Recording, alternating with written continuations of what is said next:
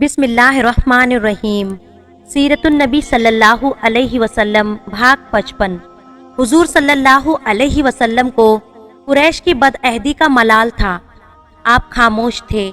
آپ کی خاموشی سے مسلمانوں کو الجھن سی ہو رہی تھی، پر کسی کو ضرورت نہ ہوتی تھی کہ کچھ پوچھ سکتا۔ آخر ایک دن صبح جب مسلمان فجر کی نماز سے فارغ ہوئے، حضور صلی اللہ علیہ وسلم نے اعلان کر دیا کہ مسلمان لڑنے کے لیے تیاریاں شروع کر دے۔ پھر کچھ دنوں کے بعد حضور صلی اللہ علیہ وسلم نے خود ہی فرمایا کہ مکے پر لشکر کشی کی جائے گی۔ اس اعلان سے مسلمانوں میں جیسے جان آ گئی ہو، اگرچہ وہ جانتے تھے کہ قریش اور ان کے ساتھی قبیلوں کی تعداد بہت زیادہ ہے، وہ مقابلے کے ایڑی چوٹی کا زور لگا دیں گے۔ پھر بھی ظالم کی جڑ کاٹنے کے لیے اللہ کے بھروسے انہوں نے تیاریاں شروع کر دی تھی۔ ایک دن مسجد نبوی میں حضرت عمر رضی اللہ تعالی عنہ، حضرت ابو بکر صدیق رضی اللہ تعالی عنہ، حضرت عثمان رضی اللہ تعالی عنہ، حضرت علی رضی اللہ تعالی عنہ، حضرت زبیر رضی اللہ تعالی عنہ اور دوسرے صحابہ کرام حضور صلی اللہ علیہ وسلم کے پاس بیٹھے تھے۔ حضور صلی اللہ علیہ وسلم خاموش تھے اور سر جھکائے ہوئے، صحابہ بھی چپ تھے۔ اچانک آپ نے سر اٹھایا اور حضرت علی رضی اللہ تعالی عنہ اور حضرت زبیر رضی اللہ تعالی عنہ سے مخاطب ہو کر فرمایا، مجھے خدا نے خبر دی ہے کہ اس وقت ایک عورت مکہ جانے کے لیے کوبا کی طرف جا رہی ہے۔ اس کے پاس قریش کے نام کا ایک خط ہے، اس کو گرفتار کر لاؤ۔ فوراً حضرت علی رضی اللہ تعالی عنہ اور حضرت زبیر رضی اللہ تعالی عنہ اٹھے، مسجد سے نکلے اور گھوڑوں پر سوار ہو کر کوبا کی طرف دوڑے۔ تھوڑی ہی دیر میں انہوں نے ایک اونٹ سوار کو جاتے دیکھا۔ وہ کوبا میں داخل ہونا چاہتی تھی۔ یہ دونوں بزرگ اس کے قریب پہنچے۔ حضرت علی رضی اللہ تعالی عنہ نے ڈپٹ کر کہا، ٹھہر جاؤ غدار۔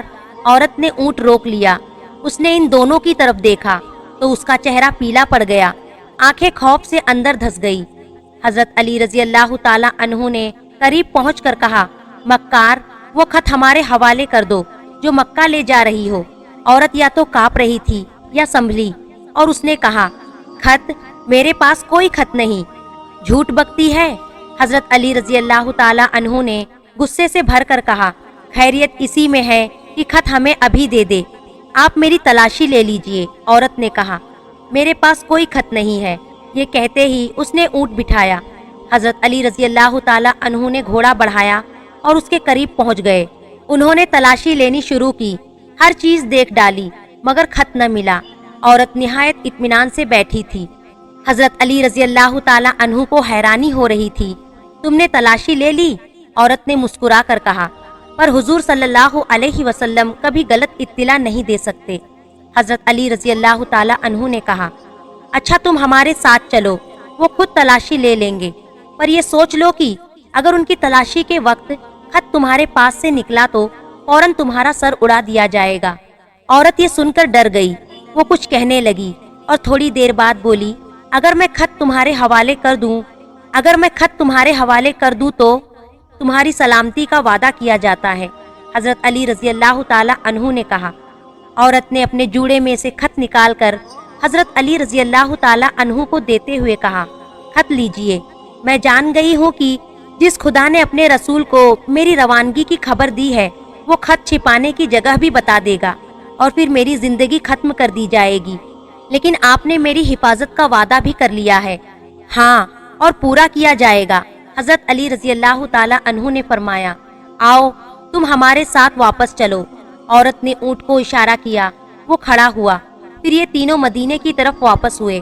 تیزی سے چل کر مسجد کے سامنے پہنچے، اپنی اپنی سواریوں سے اترے اور مسجد میں داخل ہو کر حضور صلی اللہ علیہ وسلم کے سامنے جا کھڑے ہوئے۔ حضرت علی رضی اللہ تعالی عنہ نے بڑھ کر خط حضور صلی اللہ علیہ وسلم کے سامنے پیش کیا۔ آپ نے حضرت ابو بکر صدیق رضی اللہ تعالی عنہ کو دے کر کہا، اسے کھولو اور پڑھو۔ حضرت ابو بکر صدیق رضی اللہ تعالی عنہ نے کھول کر پڑھنا شروع کیا۔ یہ خط ہے حاطب بن ابی بلتعہ کی طرف سے اہل مکہ کے نام۔ اے بدعہد مکہ والو، تمہاری بربادی کا وقت آ گیا ہے۔ اسلامی فوج تمہارا سر کچلنے کے لیے آنے والی ہے۔ جتنی جلد ممکن ہو سکے اپنی حفاظت کر لو۔ تمام مسلمان خود حضور صلی اللہ علیہ وسلم اس خط کو پڑھ کر بڑے غمگین ہوئے۔ حاطب فوراً طلب کیے گئے۔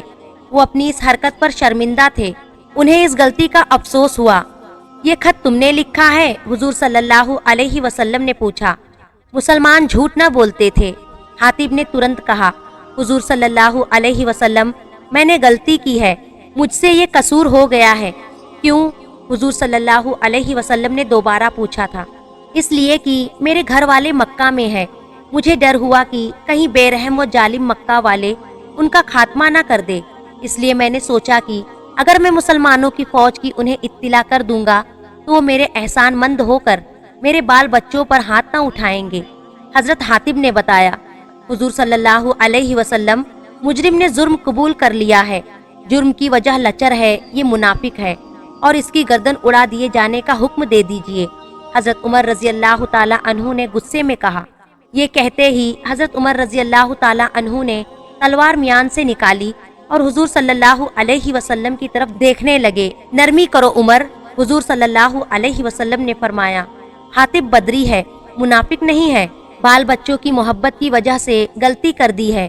پھر حاتب کو آپ نے خطاب کرتے ہوئے کہا، حاتب، تمہارا قصور معاف کیا جاتا ہے، پر اقرار کرو کہ آگے کبھی ایسا کام نہ کرو گے۔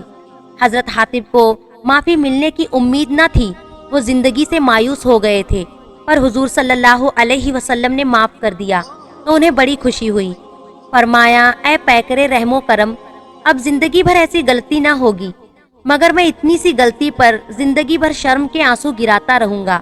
بھائی عمر، تم بھی مجھے معاف کر دو۔ یہ کہتے ہی وہ حضرت عمر رضی اللہ تعالی عنہ کی طرف بڑھے۔ حضرت عمر رضی اللہ تعالی عنہ نے جلدی سے تلوار میان میں کی اور بڑھ کر حاتب سے بغل گیر ہو گئے۔ بولے، حاتب، تم کو رسول خدا نے معاف کر دیا ہے، اب میری کیا مجال ہے کہ میں تم سے ناراض رہ سکوں۔ پھر حضور صلی اللہ علیہ وسلم نے عورت کا قصور بھی معاف کر دیا۔ یہ واقعہ سن 8 ہجری کے رمضان کی پہلی تاریخ کا ہے۔ حضور صلی اللہ علیہ وسلم نے اسی مجمع میں یہ بھی اعلان کر دیا کہ فوج 11 رمضان کو روانہ ہوگی۔ جو لوگ اپنی تیاریاں پوری نہیں کر سکے ہیں وہ اب کر لے۔ مسلمانوں نے بڑے زور شور سے تیاریاں شروع کر دی۔ 11 رمضان کو فوج بڑی شان سے مدینے سے روانہ ہوئی۔ میلوں تک پھیلی ہوئی 10,000 کی فوج تھی یہ۔ جب فوج دور نکل گئی اور گرد و غبار مٹا مٹا سا نظر آنے لگا تو مدینے پہنچانے آئے ہوئے لوگ واپس لوٹ گئے۔ مسلمانوں نے عصر کی نماز پڑھی اور کامیابی کی دعا مانگی۔ قبیلہ بنو بکر اور قریش کے سرداروں نے اپنی وحشیانہ طاقت کے گھمنڈ میں مظلوم و بےکس بنو خزاعہ پر رات کے وقت حملہ کر کے بڑی بے رحمی سے انہیں کچل ڈالا تھا۔ وہ سمجھتے تھے کہ مسلمان سینکڑوں میل دور ہیں، وہ ان کی مدد کو کیا آئیں گے، لیکن کسی غیبی طاقت نے ان کے دلوں میں یہ ڈر پیدا کر دیا کہ مسلمان بنو خزاعہ کا بدلہ لینے کے لیے مکہ پر ضرور دھاوا بولیں گے۔ شاید اسی لیے انہوں نے ابو سفیان کو صلح نامہ نیا کرنے کے لیے مدینہ بھیجا تھا۔ ابو سفیان کے ناکام واپس آنے پر اب بنو بکر اور قریش کے سردار گھبرا گئے۔ انہیں یقین ہو گیا کہ اب قریش کے زوال کا وقت قریب آ گیا ہے۔ انہوں نے فوراً ادھر ادھر قاصد دوڑائے۔ ہر خاندان اور ہر قبیلے سے مدد کی درخواست کی گئی۔ کچھ ہی دنوں میں عربوں کے دستے آنے شروع ہو گئے اور لڑنے کی تیاریاں شروع ہو گئی۔ اگرچہ ابھی تک مسلمانوں کے حملے کی اطلاع مکے میں نہیں پہنچی تھی، پر مکے والوں پر مسلمانوں کا اتنا ڈر چھایا ہوا تھا کہ رات میں وہ سپنے میں ڈر ڈر کر اٹھ بیٹھتے تھے۔ قریش کے سردار زیادہ تر مکے سے نکل کر دور تک دیکھ آتے تھے کہ اسلامی فوج کے آنے کا کوئی نشان نظر تو نہیں آتا۔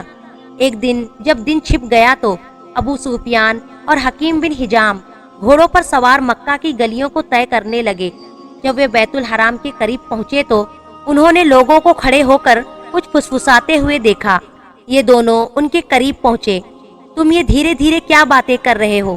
ابو سفیان نے پوچھا۔ سیدی، میں ابھی مجہران سے آ رہا ہوں، وہاں ایک فوج اتری ہوئی ہے، بڑی شاندار فوج، شاید بنو خزاعہ اپنے دوست قبیلوں کو جمع کر کے چڑھا لائے ہیں، میں ان سے فوج کا ذکر کر رہا ہوں۔ ایک نے بتایا، بنو خزاعہ شاندار فوج نہیں لا سکتے، کہیں مسلمان تو نہیں چڑھائے؟ ابو سفیان نے شبہ ظاہر کیا۔ ممکن ہے، اس نے جواب دیا، अच्छा, तुम इक्रीमा बिन अबू जहल, सफवान बिन उमैया और सुहैल बिन अम्र को इसकी इत्तिला कर दो। अबू सुफियान ने कहा, मैं और हकीम खबर लेने जाते हैं, और आगे बढ़ गया। अबू सुफियान और हकीम वहां से चले और मक्का से बाहर निकलकर मज्जहरान की तरफ तेजी से रवाना हुए। ये दोनों लगभग 1 घंटे में उस जगह के करीब पहुंच गए। उन्होंने दूर से सैकड़ों जगह आग की रोशनी देखी। आग की रोशनी में खेमे, झोलदारियां और आदमी नजर आए। उन्हें दूर दूर तक आग ही आग जलती नजर आई। वाकई शानदार फौज है। अबू सुफियान ने हकीम से कहा, देखते हो कितने लोग हैं, इस किनारे से उस किनारे तक फैले हुए। हाँ, जहाँ तक नजर जाती है आग ही आग नजर आती है। हकीम ने कहा, मैं तो यकीनन कह सकता हूँ ये फौज मुसलमानों की है। बनु खुजा इतनी बड़ी फौज नहीं ला सकते। आओ जल्दी चलो और लड़ने की तैयारियां करो। ठहरो, पहले खूब जांच पड़ताल कर लो। अबू सुफियान बोला कि फौज किसकी है, कितनी है? हमारे जासूस कमबख्त पता नहीं कहाँ मर गए, शायद वे मुसलमानों से मिल गए। हकीम ने कहा, अबू सुफियान, इतनी फौज देखकर मुझ पर हौल सा छा गया है। ये फौज बनु खुजाओं की हो या मुसलमानों की, मक्का वालों को कुचल कर रख देगी। मेरा भी यही ख्याल है। अबू सुफियान ने कहा।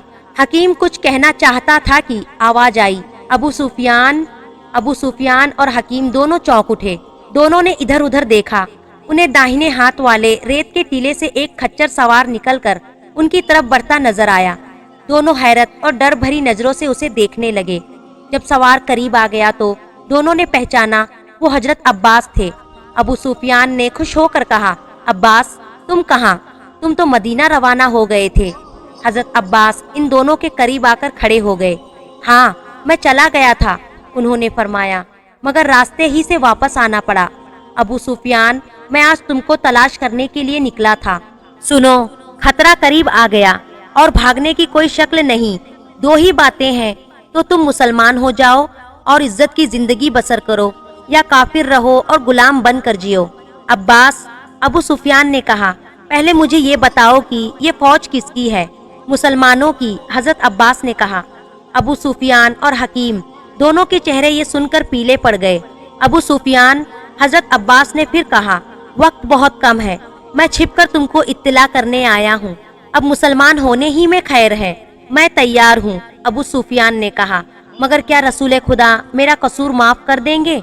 उनके ऊंचे अखलाक को देखते हुए मैं यकीन से कह सकता हूँ कि वो जरूर माफ कर देंगे। हजरत अब्बास ने बताया, क्या तुम मुझे अपनी हिफाजत में लेना मंजूर करोगे? अबू सुफियान ने पूछा।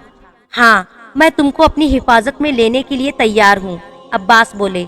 शुक्रिया, अबू सुफियान ने जवाब दिया।